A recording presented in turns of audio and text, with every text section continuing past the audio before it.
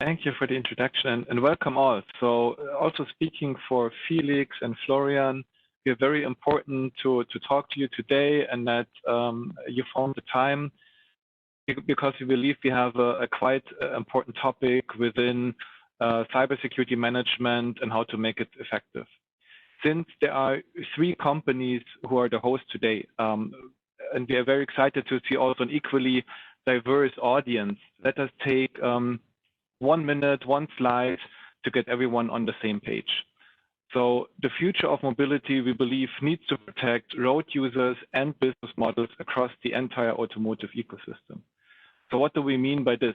So our topic is threefold. So first of all, it's about cybersecurity, specifically in the automotive domain. It's also with a strong product focus. So meaning a strong impact, a strong interdependence with functional safety and protecting road users, like I just said. And of course, with a strong link to business model and the products that are being sold. Third of all, it's the crucial role that the cooperation and alignment along the entire ecosystem and supply chain needs to really reach those goals of protecting road users and business models. So with that, let's turn to the companies that are presenting today. So what KPMG and Scrypt bring to the table is a quite long and successful history of auditing and doing maturity assessments in many different industries, including automotive. And maybe Florian, maybe you can begin from the KPMG perspective. Sure, thank you, Moritz. So KPMG is quite a known enterprise for a lot of people, but most commonly KPMG is known as an audit firm, and that we also have a deep knowledge and also a long history in cybersecurity consulting is not that much known as it should be in my eyes. But as you can see on the screen, it's almost 2 decades that we are investigating topics around cybersecurity, doing consulting projects, for instance, with ISMS, so Information Security Management Systems, related to international standards like ISO 27000.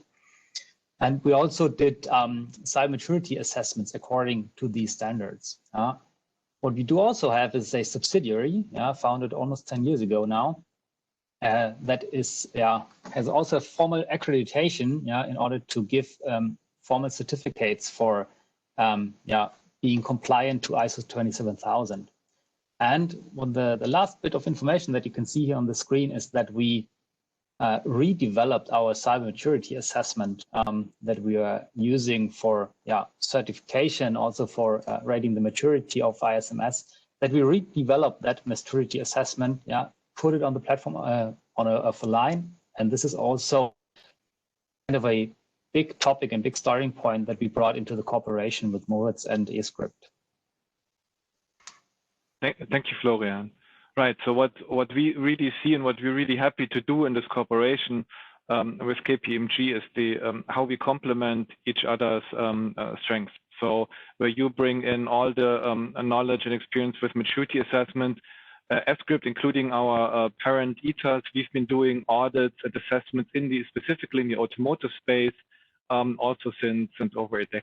So initially, we started out in the safety space following the ISO 26262, but more recently, we've expanded also to the cybersecurity in terms of audits and assessments. So here, of course, one of the strong focus points is the ISO SAE 2144, respectively, the currently available draft. And we've been doing audits and assessment in this space for some time now, including the top 5 OEMs and many suppliers in many regions. More recently also, one more milestone I want to highlight is we've built up a maturity model proof, which will also be the focus point for our discussion today. And more recently, we've licensed this version 1.1 to a big supplier.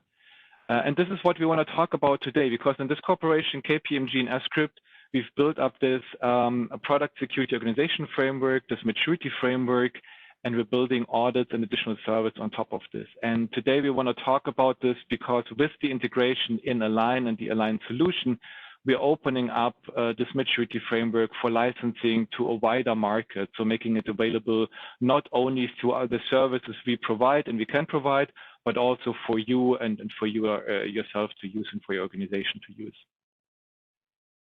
So with all this, let's have a quick introduction of ourselves. So my name is Moritz Minzlaff, Senior Manager at Script. Over 10 years in cybersecurity, the majority of this in the automotive domain, consulting clients, big and small, worldwide, with a special focus on organizational cyber maturity, cybersecurity management systems, as in the UNR 155. And in that role, I'm also Script, let's say, business owner, product manager for the security consulting service. Florian. Yeah, then continue. My name is Florian Spindler. I'm a manager at KPMG Germany in the area of cybersecurity consulting. I have more than 10 years of experience in cybersecurity. My former employer was the German Armed Forces. I was serving as an officer in the German Air Force for 14 years, and I joined KPMG more than 4 years ago. And here I'm dealing with organizational security. So organizations for security, how are they, or how should they look like? What kind of processes do they need? What kind of documentation is needed? And here I have the special focus on these maturity ratings that I was talking about beforehand. And with these organizational setup and these CMA special focus, I'm consulting a variety of companies, ranging from small companies to big enterprises.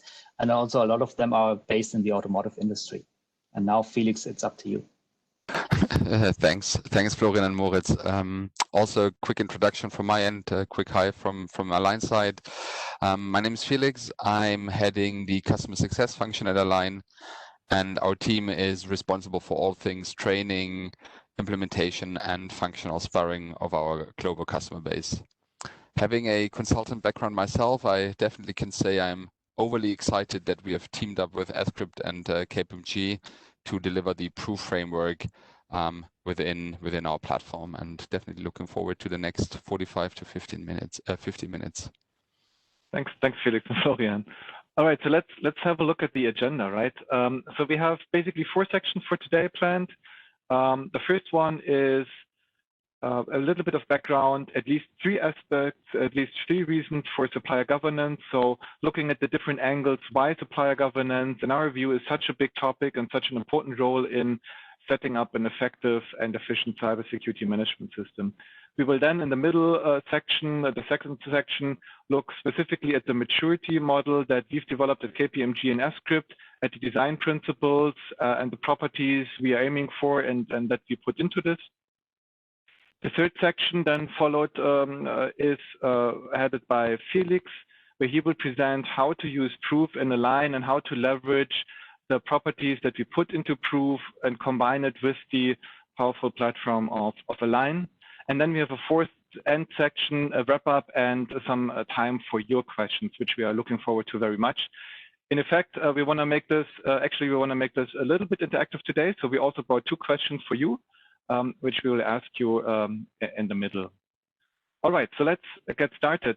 And Florian, maybe you can introduce us to supplier governance and some of the aspects that we have here.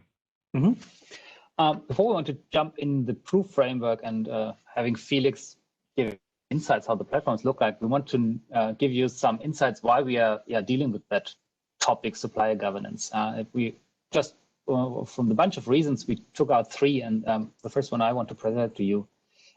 Reason 1 that we see why you should deal with supplier governance is the reason that the business model is changing. And when you think about the business model in the past, like 25 years ago, it was product-centric, producing a car, bringing all the parts together, rolling the car out of the manufacturing plant, and then, maybe it's a bit polemic, but then forgetting about it.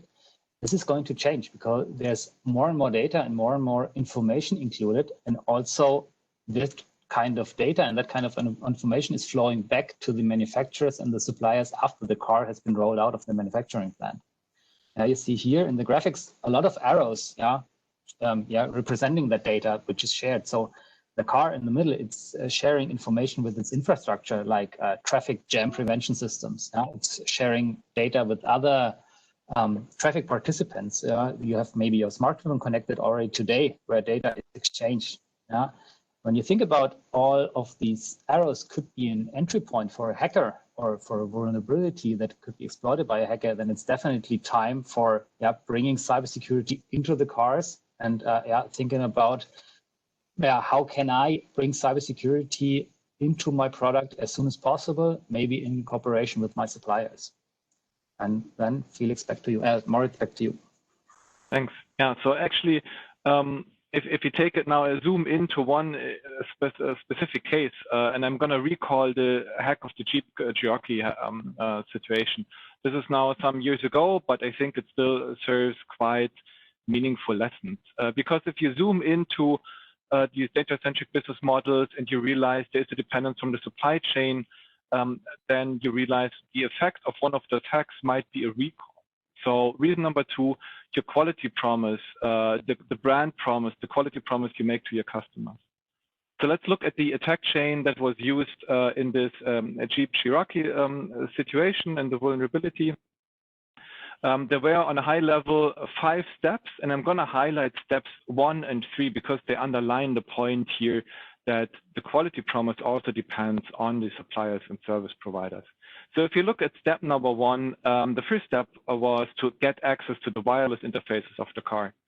And there were 2 scenarios, one based on Wi-Fi, one on cellular connection. In particular, if you look at the one from the cellular connection, access to the wireless interfaces of the car was possible also due an ISP policy, how the ISP, how the cellular provider configured its network. So first point, already first step shows there is a dependence on the service providers. Then it continues, there are some technical things going on. And then in step 3, it says direct manipulation of vehicle functionality. How did this work? So there was actually an exploit of a known vulnerability inside some software component. And the software component might have come from the OEM's internal sub-organization, some development team, or from some supplier, some external party. Again, showing there is a dependence on these sub-organizations, on these suppliers to deliver good quality, good security in order for the whole vehicle to live up to the quality promise. So what's the upshot here? The upshot is product security actually needs alignment of cyber maturity between customers, for example, the manufacturers or the tier ones and their suppliers. The best cybersecurity management system, the best cybersecurity experts in the internal organization are slowed down if the supply chain is not as mature, if there are known vulnerabilities built in, if the configurations are not as secure as they should be. So this is reason number 2 why we see, and this is also reflected from our client engagement and discussions, why cybersecurity and supplier governance is an important topic. A third aspect or reason, compliance, of course. Compliance, the regulatory bodies, the standardization bodies are also waking up to this big change that we saw in that Florian introduced in the first reason, this shift to data-centric business models, to connected vehicles, automated vehicles.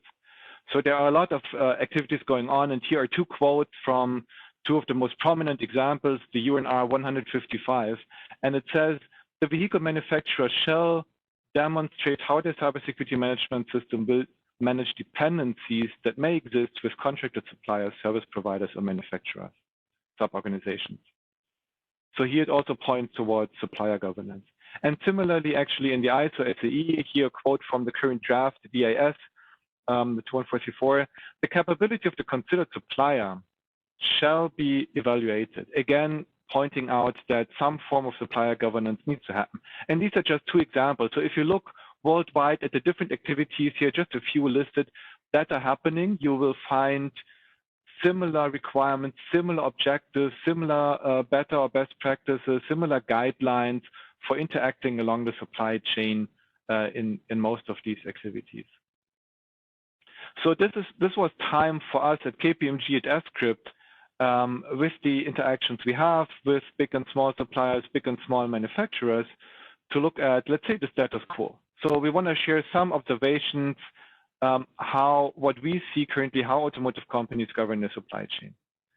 And the first thing we discovered is what kind of models do they apply? What kind of frameworks do they apply? And then we found out that common cyber maturity frameworks typically do not cover all the needs.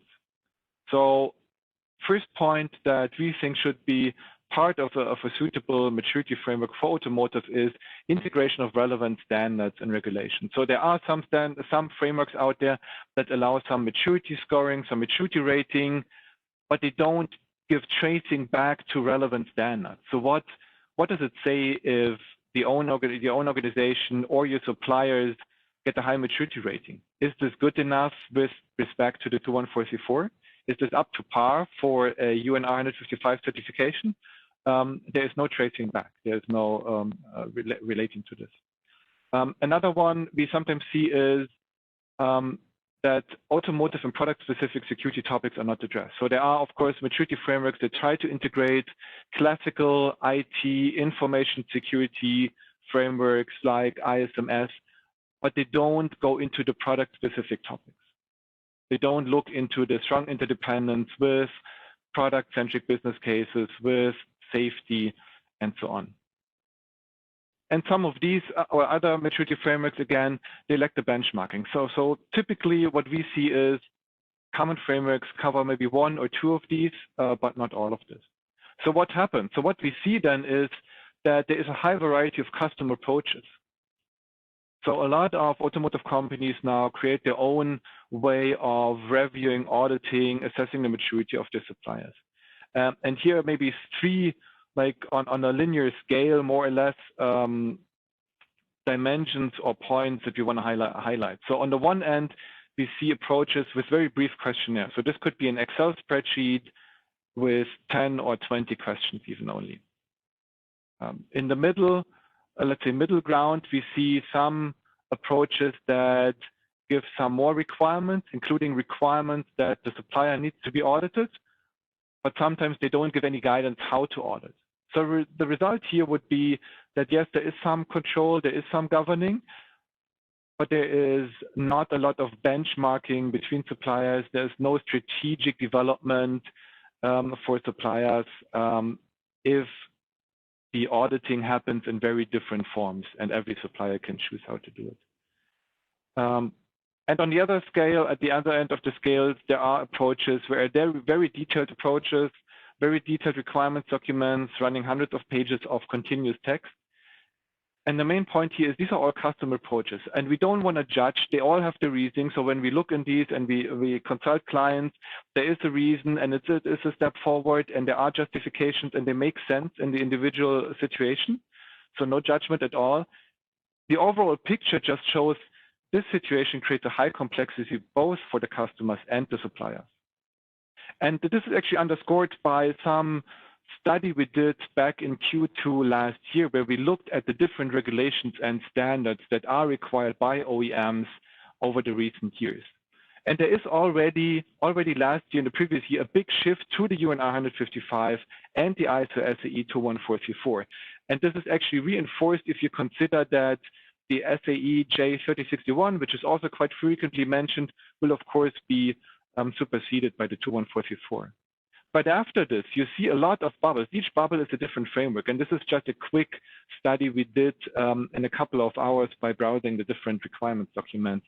There is a big complexity, a big diversity in the different frameworks that are used. Again, calling for a framework where it's easy integration, where a product security organization can be built up once and not 10 or 20 times. So this is the first part, and here we come to the first question that we want to pose to you. So how do you see the cybersecurity maturity in your supply chain right now? And you should see a poll on the right-hand side, and please do not forget to hit the submit button at the end. So the results should be here in any second. So what we want to know is, do you think the maturity needs some improvement? Yeah, so we see actually a clear statement here. So some 10% actually satisfactory maturity, but a big chunk here on improvement needed.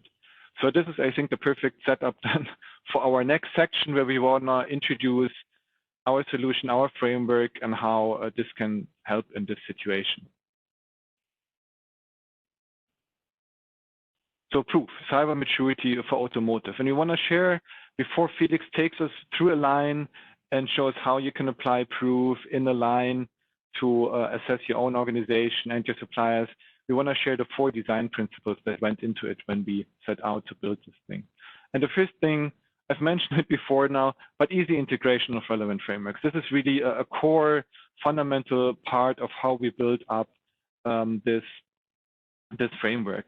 Why? Because launching or running multiple programs that try to tackle the 21434 independently or maybe linked to Jasper, but running multiple of these programs, or then looking also at NHTSA or other regional frameworks, this moves the focus away from the actual goal, product security, improving your product security organization, improving the maturity, and yes, of course, also tracing back to these regulations and these standards. So this is, of course, important when you need to provide evidence to authorities, to your customers. You do want to know where your maturity is, how you rate, how you score on this. So this is design principle number 1, one maturity framework, but providing mappings from and to these different relevant, automotive relevant regulations and standards. The second one is tailored insights for all stakeholders. Because what we find out when we talk to and support clients is that CSMS programs need involvement from many different stakeholders on many different organizational levels. And the rating or the chart and the visualization and the insights for one stakeholder might not be the right insights for another stakeholder. So what we've built up with Proof is we have dozens of controls that track fulfillment of requirements on the level of individual requirements, objectives from the standards, but then we aggregate them in 5 domains and 18 subdomains. So this means that the upper management can look at more strategic level and make a decision on a further invest, let's say, in the concept and development domain, or let's say there is a new focus now of reaching out beyond SOP and ensuring lifetime security, so that there needs to be some invest in production and operations. And then the middle management can take these initiatives, these decisions, and track more closely the progress in multiple subdomains and ensure that the programs remain on track and deliver what's been promised also to the upper management. And it goes, of course, one level lower with individual controls for individual requirements and objectives. So this is design principle number 2, to have tailored insights for all stakeholders on multiple levels. And Florian, maybe you want to introduce the next one, because they relate very much to maturity and the competence you bring in from KPMG. Yeah, sure. So what Moritz just described in the principle number 1 and 2, you could entitle with asking the right questions. And now design principle number 3 and 4, you could aggregate them and give them a title like asking the questions in the right way. And here on design principle number 3, I really want to highlight the words smart and strategic.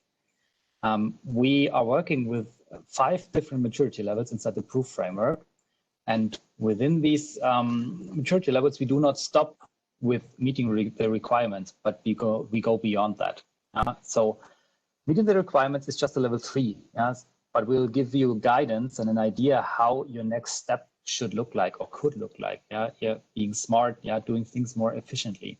And also, we are not stopping there, but we are going even one more step beyond and say, okay, what is the next thing that you do? What is the day you're doing the day after tomorrow? Yeah, not only learning from flaws and errors in the past, but really become strategic, and looking forward in order to be prepared for all the vulnerabilities and challenges that you're going to see in the future. And leading from design principle 3 to number 4, they, as I already said, they come hand in hand. Proof really enables you to use the power of digitalization. We went back from the approach, for as you might have seen in the past, having different kind of Excel sheets, sharing them via email, distributing to different stakeholders, then collecting all the data, copying from left to right, maybe not to try to forget anything. So here, really, the strength of the platform kicks in. A lot of the tasks that you had in the past, with, getting in contact with all the suppliers by hand and doing stuff manually, is now automated by the platform, or the distributing, delegating, and then puzzling back together all the bits and pieces is now done via the platform, which enables you in the end, even to allow benchmarking across your suppliers, because you have a standardized baseline that you can use, and then you can see how your suppliers relate to each other. And now, before I give the word to Felix, I'd like to ask a second question and give you a second poll. And the question is, how do you govern your supply chain with regard to cybersecurity at the moment? And again, please select an answer and do not forget to submit. And we'll wait a couple of seconds until the results are shared. And also, again, here you see a really clear picture as we had it in the first question. So most of the audience here requires audits, or maybe rely on supplier statements, but the forward-looking strategic principle that I just shared is not included yet. So then, Felix, it's up to you to give us insights from the platform.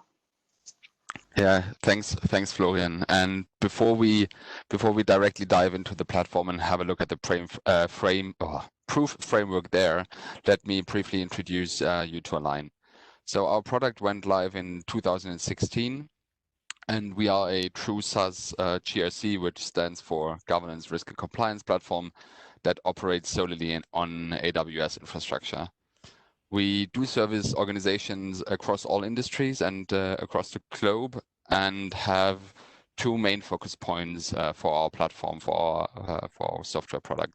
And one is a focus on a easy navigatable tool with an intuitive UI. And the second one, and this is why we are so excited about the cooperation with you guys, is we focus on ready-to-use content from experts for experts, which enables our clients, or basically you, the audience, to run large-scale assessments and or audits within and outside the perimeter of your organization. This being said, let me start sharing my screen and we'll have a look at the proof framework within app.align.com. And so I just spoke about experts content from experts for experts. And that's what basically the proof framework within our platform is.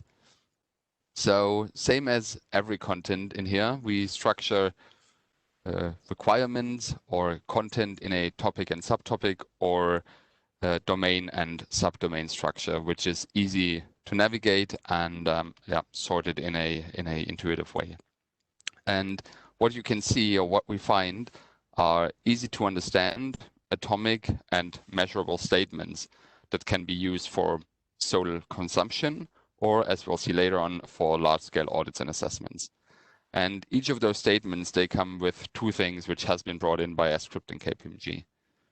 Number one, it's a mapping, a standard mapping. And I think the colleagues highlighted it earlier, how important it is to look at functional requirements, not only from the perspective from example one standard, but multiple. And that's why, for example, here we do have this mapping to UNR 155, which allows us to directly identify, okay, which requirement, which regulation requires me or forces me to implement statement A, for example. And the other aspect that comes within our tool is additional information that provides context or additional information just by if you read through the content, but also, and more importantly, provides context for your suppliers, for your subsidiaries, if you roll out these assessments to them and they have to answer your questions and need additional context to further understand and specify and sharpen their answer. The mapping I've shown before allows for a second aspect, and this allows us to evaluate or have a look at the proof framework from not just the domain and subdomain structure, but also from the structure of underlying or mapped regulations. As you can see now, we've just turned everything around and now are looking at it from the structure of the UNR 155.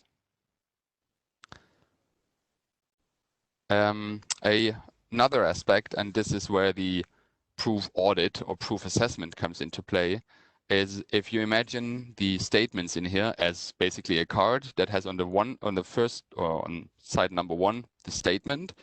If you turn it around, on side number two, there's a question which can be asked. and maturity levels. And with just one click, by creating an assessment, we can basically turn it around and are now looking again in the domain and subdomain structure or in the regulation structure, looking at our proof framework that allows us to start and configure our audit and our assessment. And again, we can navigate through it and see the control questions in this case. So each control question comes, as I said before, with 5 answer options that allow for standardized answers and standardized evaluation of your audit. And the 5 answer options or maturity levels are all in a same manner or standardized way, where level 1 says, I'm deviating in a major way from the required statement. Level 2 says, yeah, I'm partly performing or I'm performing on an ad hoc basis. So I do have minor deviations. Level 3 stands for, yeah, we're meeting those requirements. Level 4 says we're smart about it. So anticipating what's next after compliance, and this ties back to what Florian said earlier. And level 5, again, the relation back to Florian, strategic and continuous improvement. We are continuously and strategically improving in light of this requirement of the proof framework. So within the screen, before being able to send out the assessment, we don't have to do too much. Most importantly, we have to define a target maturity or expected maturity against which we're going to benchmark or measure our suppliers, our subsidiaries, or anybody we're going to audit. We can configure, or let me just do this. So we can, as all settings, either do it globally for all of the questions or locally per question basis. We do have to configure a couple of other things, such as answer rules, which again, globally or locally, require comments, require evidence, or you can also hide some options that you don't want to have your audience to see.